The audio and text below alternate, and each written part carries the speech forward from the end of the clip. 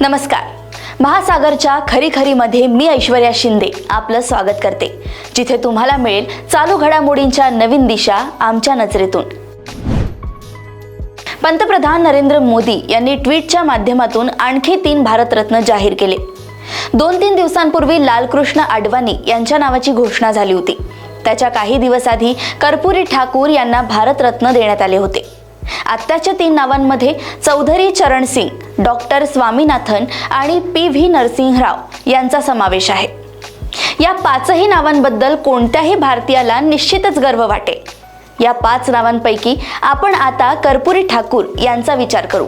कर्पूरी ठाकूर अत्यंत प्रामाणिक, समाजवादी विचारांचे आणि बिहारमध्ये सर्वप्रथम आरक्षण लागू करणारे पहिले नेते होते.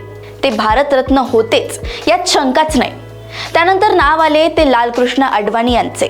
आज देशावर ज्या भारतीय जनता पक्षाची सत्ता आहे, त्या पक्षाला सत्तेच्या सोपानापर्यंत नेण्यात लालकृष्ण अडवाणी यांचा सिंहाचा वाटा आहे. आजचे पंतप्रधान नरेंद्र मोदी हे अडवाणी यांचे चेले आहेत. त्यांनी गुरुदक्षिणा देऊन आपले कर्तव्य पार पाडले. त्यानंतर आज चौधरी चरण सिंग यांना भारतरत्न देण्यात आलाय. उत्तर प्रदेशातीलच नाही तर त्या भागातील अनेक शेतकऱ्यांना चौधरी चरण सिंग आपलेच नेते वाटत असत. शेतकऱ्यांवर कसा अन्याय होतो याची आकडेवारी त्यांना मुखोद्गत होती. त्यांचे कोणतेही भाषण शेतकऱ्यांच्या उल्लेखाशिवाय संपतच नसे. त्यांना कोणी जाट नेते आहेत असे म्हटले तरी आवडत नव्हते. जन्माने जरी ते जाट होते, पण तरीही त्यांनी कधीही जाटवादी राजकारण केले नाही. त्यांचा आणि शेतकऱ्यांचा अत्यंत जिव्हाळ्याचा संबंध होता. त्यांना भारतरत्न देऊन संपूर्ण शेतकऱ्यांना प्रसन्न करण्याचा कार्यक्रम मोदीजींनी पार पाडलाय. यापुढचे नाव आहे ते माजी पंतप्रधान माननीय PV नरसिंह राव यांचे. नरसिंह राव यांनी अतिशय कठीण कालखंडात भारताला वेगळ्या प्रकारचे अर्थकारण देऊन मोठ्या आर्थिक संकटातून वाचवण्याचे कार्य केले होते. त्यांच्या काळातच अयोध्येतील बाबरी मशिदीचे कार्य संपन्न झाले होते.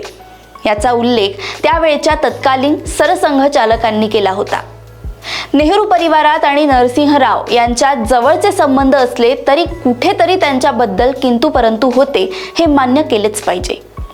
5वे भारतरत्न डॉक्टर स्वामीनाथन यांनी भारतात एकेकाळी अन्नधान्याची तीव्र चणचण होती. त्यावेळी अमेरिकेतून धान्य आयात करून आणि तेही अतिशय निकृष्ट दर्जाचे अमेरिकेतील गुराढोरांना चारा म्हणून घालत असत असे मिलोसारखे धान्य आपल्या देशाला मजबुरीने खावे लागायचे. तेव्हा आपल्या देशात अधिक उत्पन्न देणाऱ्या अन्नधान्याच्या जाती शोधून अन्नधान्याच्या बाबतीत भारताला स्वयंपूर्ण करणारे मोठे शास्त्रज्ञ म्हणून डॉक्टर स्वामीनाथन आदरास पात्र आहेत.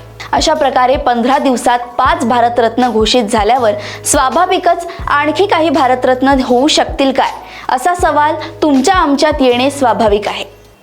या 5 नावांची घोषणा राजकीय फायद्यासाठी नाही असे म्हणणे योग्य वाटत नाही. राजकारणासाठी का होईना, पण या 5 महानुभावांना दिलेले भारतरत्न योग्य नाही असे कोण म्हणेल? काँग्रेसच्या नेत्या सोनिया गांधी यांनी याबद्दल आनंद व्यक्त केलाय.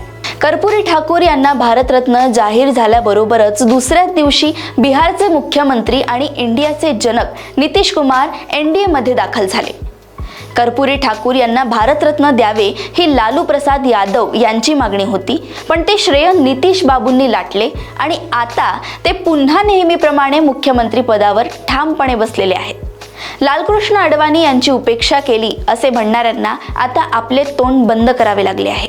चौधरी चरण सिंग आणि डॉक्टर स्वामीनाथन यांच्याबद्दल शेतकऱ्यांच्या मनात अतीव आदर आहे. त्यांचा फायदा नक्कीच भाजपला मिळेल यात वादच नाही. निवडणुकीची भाकिते वर्तवणारे तज्ज्ञ पंडित कसे खोटे ठरतील असे एकाहून एक निर्णय घेऊन मोदी यांनी आपल्या पक्षाचे पाय पक्के केले आहेत. रामललानंतर भारतरत्नाची ही कला किती प्रभावशाली ठरेल याचा होरा चाणाक्ष मोदीजींना लागलाय. त्यामुळेच यापुढील काळात आणखीही काही भारतरत्न होऊ शकतात आणि ते झाले तर कोणालाही आश्चर्य वाटू नये असे आम्हाला म्हणावेसे वाटते. दिवंगत भारतरत्नांना आमची आदरांजली आणि लालजींना शतायुष्याच्या शुभेच्छा. अशाच राजकीय घडामोडी व अपडेट सोबत पुन्हा भेटूया महासागरच्या खरी-खरीमध्ये. बघत रहा महासागर. नमस्कार.